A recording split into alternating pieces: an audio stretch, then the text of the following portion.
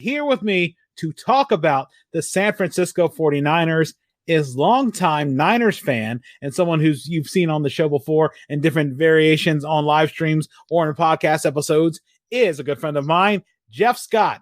One of the first things I wanted to ask you, how did you become a Niners fan and how did you end up sticking with them, especially through the tough times, the lean years prior to the return of Jim Harbaugh? Well, I've been an Orioles fan for a long time, so it kind of goes along with the experience. You learn to stick with your team. You don't want to be a fair weather fan. So even throughout the 80s and 90s, when they had a few hard years, you just learn to go with it. I mean, I remember the 2000s when we stunk for about 5-6 years, and it wasn't that easy, man. I mean, still worked with pride when Frank Gore, he stayed with the team and just stuck it out.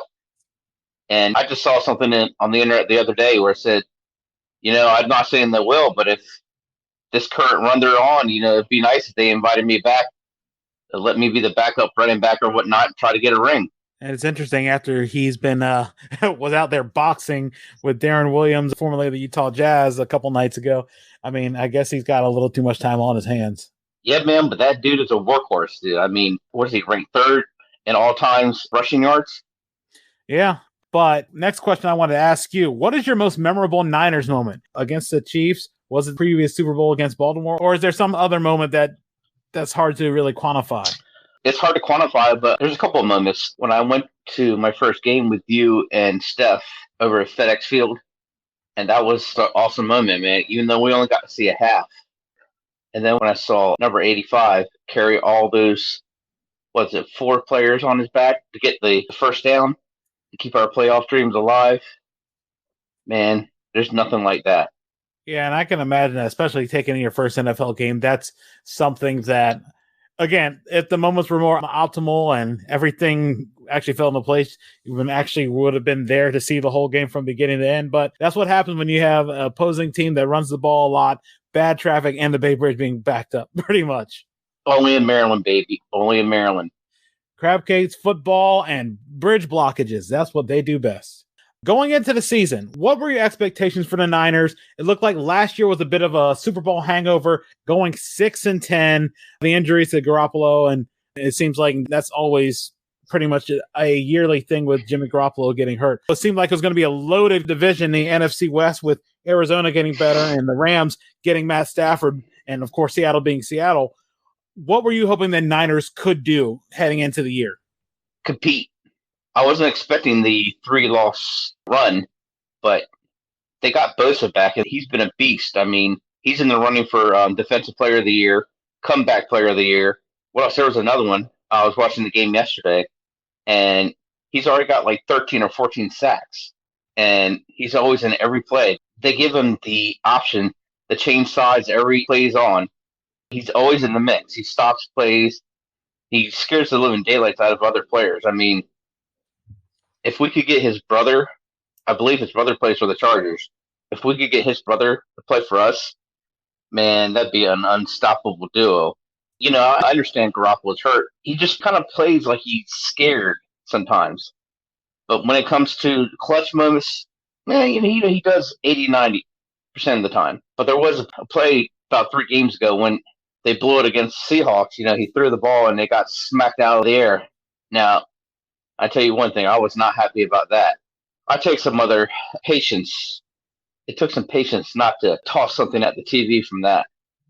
So, I was kind of hoping he'd come back in a more clutch form for me. Was there a particular point in the season that you were optimistic, okay, the Niners are heading back to the playoffs? Last year was just one of those weird blips on the radar. Yes, and I was saying when they started to win 3 in a row, that's when I kind of saw them coming back. After they beat the Browns, you could kind of tell that it wasn't a fluke, and then with this one right here, the Falcons, the Falcons are kind of pushovers by this time of the season over the past few years. But, the defense has been consistent the past few years with Bosa, Warner, and then I think there's a rookie this year. It starts with the A. I can't remember his name. But they've been kind of consistent. The one key thing, besides that's held the team together. And then over the past 2 seasons, you've seen Deebo Samuel. That's helped them along. This year, besides receiving, he's been running the ball. He's already got 7 rushing touchdowns. They're starting to use their players in a more variety of manner. Everybody's starting to step up into their roles and come out of their shells. You know what I mean? So it looks like they're playing more as a team and not as individuals. Going to the opposite side of the coin, was there a time that you saw where you're thinking these guys might not be playoff bound? It's time to break things up and time to shake a little life into them. When Garoppolo got hurt, I wanted to see what Trey Lance could do. And I saw, the game he got to play. I was happy to see that. And it looked like he could be the quarterback of the future for us. So that was nice. He played a really great game, even though we lost. That was our game against the Cardinals, I believe. That was nice to see.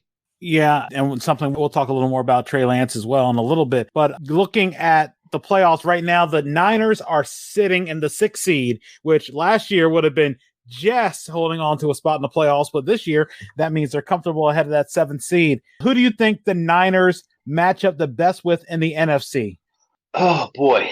Asking a tough one on that one. I'm going to have to say it's probably the Rams.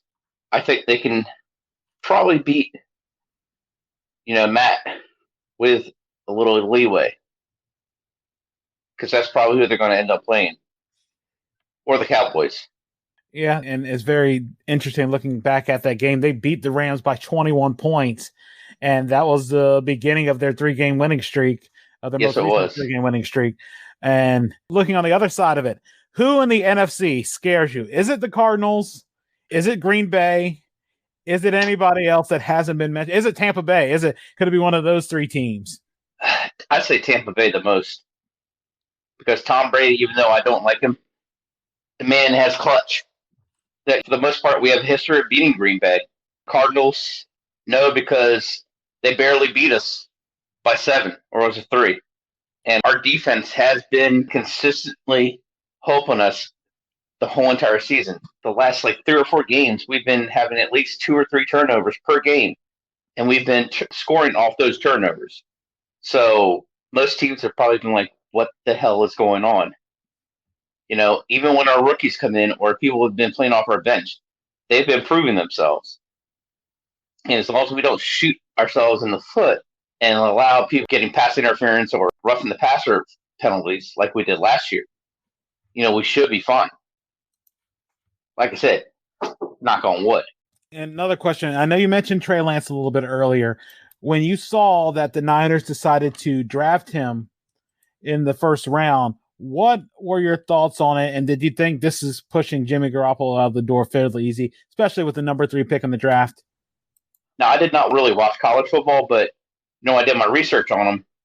I kind of liked what I saw and liked what I researched, that he was a more mobile quarterback and that he could pass the ball. I don't know if it's necessarily pushing Jimmy Garoppolo out the door because it's business as usual.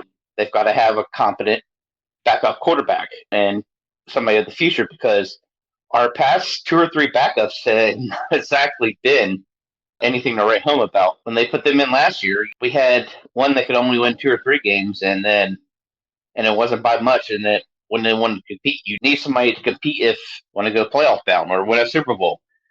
I mean, look what Tom Brady did. He took the reins from Drew Bledsoe, and they didn't look back.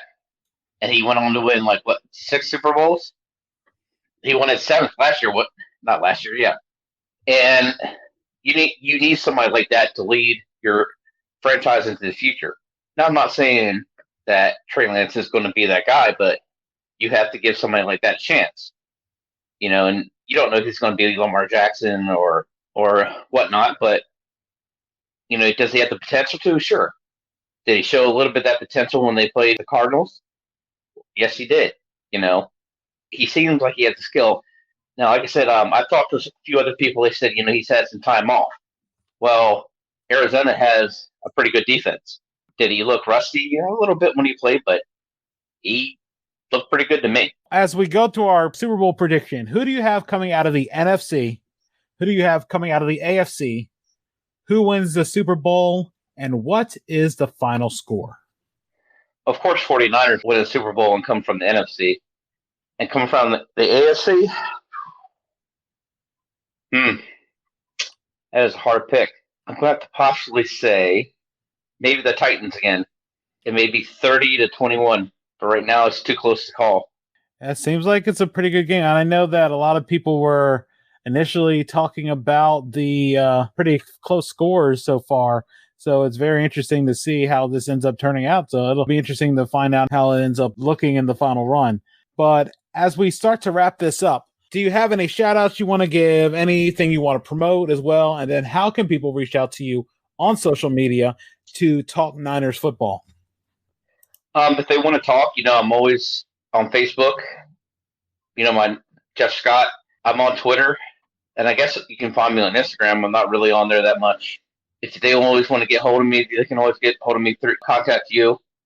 And also, my wife is trying to get a new library in Harrington, Delaware, so I'd like to promote that.